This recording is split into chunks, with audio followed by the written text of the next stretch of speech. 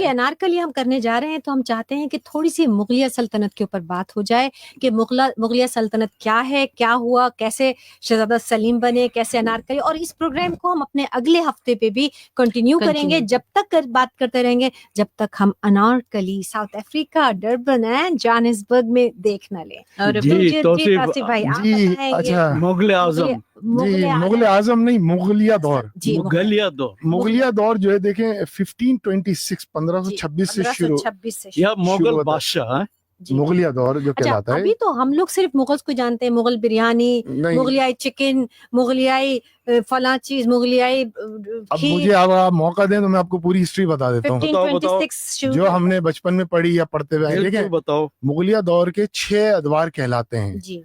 इसमें सबसे पहला 1526 में इब्राहिम लोधी को, जो अफगानियों को शिकस्त दी थी मुगलों ने, उसमें जो थे इसकी बुनियाद डालने वाले जो थे वो क्या नाम है उनका, बाबर थे। बाबर ने इसकी मुगलिया दौर की बुनियाद रखी थी। उसके बाद जो है मजीद आगे जो बढ़े, इनको भी शेरशाह सूरी ने, इनके बेटे हुमायूं को शेरशाह सूरी ने शिकस्त दी। अच्छा, 1526 से आखिर जो है बहादुर शाह जफर, जिनका रंगून में इंतकाल हुआ अंग्रेजों की, जिनके बारे में बहुत हिस्ट्री में आता है। 1857 में जो बगावत हुई, वो जो जंग आजादी भी कहते हैं जिसको, उस पर एंड हुआ गोरों के साथ, गोरों का मुगलिया सल्तनत। अच्छा, इसमें बाबर के बेटे हुमायूं, हुमायूं के बेटे सलीम, सलीम का दौर जो आता है ये कहलाता है वो वाला अकबर, हुमायूं के बेटे अकबर, अकबर के बेटे सलीम। तो सलीम से फिर आगे बढ़े यहाँ पर ये शाहजहां, फिर औरंगजेब आलमगीर, फिर उनके बेटे बहादुर शाह जफर। तो ये इस तरह चला आ रहा है ये सिलसिला पूरा। ये पूरी 3 सदियां हैं, ये 350 साल, 350 साल की मुगलिया सल्तनत। अच्छा, खाली लोग इनको वो समझते हैं कि भाई ये दौर थे। दौर क्या थे? इसके अंदर पहला दौर जंगों का था, फिर उसके बाद तामीरात का। शाहजहां के दौर में सबसे ज्यादा तामीरात हुई, जो ताजमहल आपको नजर आता है या दूसरी तामीरात नजर आती हैं। फिर आखिरी दौर जो था वो अदबी दौर था। बहादुर शाह जफर खुद भी शायर थे और इनकी जो सारा दौर था वो अदबी था। और औरंगजेब आलमगीर जो थे बहुत बड़े मुफ्ती आजम थे। मैं यही कह रही थी। उस दौर के शहंशाह होने के साथ साथ मुफ्ती आजम, उनका फतावा आलमगीरिया जो है वो आज भी हनफी जितने भी फिका है उसमें फतावा आलमगीरिया जो है उससे मदद ली जाती है, उनके फतवों से।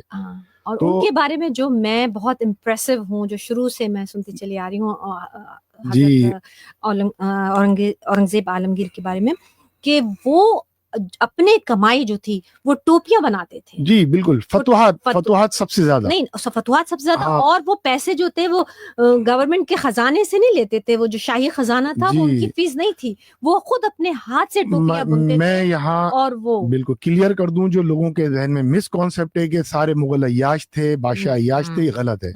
इनके अदवार थे, इन्होंने तामीरात भी की, इन्होंने तरक्की भी की, इन्होंने तालीम भी आम की, इन्होंने फनून लतीफ़ा पे भी काम किया, दीन पर भी काम किया, फतुहात भी की।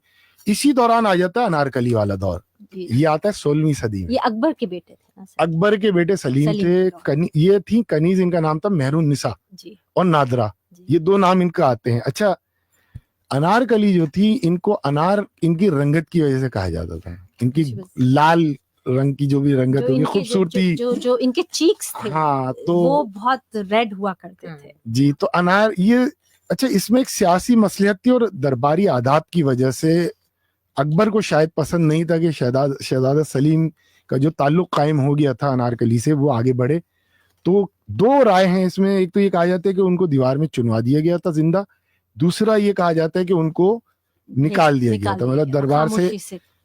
अच्छा, इनकी कब्र जो है लाहौर में मौजूद है, और वहां पर लाहौर पर जो कब्र पर लिखा हुआ है अनारकली की फारसी में, जिसका तर्जुमा ये है कि अगर शहजादा सलीम से मोहब्बत करना गुनाह है तो ये गुनाह मैं बार बार करूंगी। क्या बात, दोबारा उनकी कब्र पर जो फारसी में लिखा है उसका तर्जुमा कमोबेश ये बनता है कि अगर सलीम से मोहब्बत करना गुनाह है तो ये गुनाह मैं बार बार करूंगा।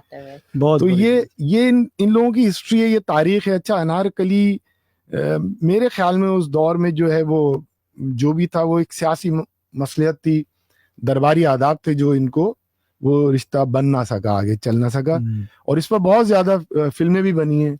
इस पे मुगल आजम जो थी वो फिल्म बनी बिल्कुल 1960 में चलती है। और इसके अलावा नजरियात ड्रामे बने इनके ऊपर बहुत ज्यादा।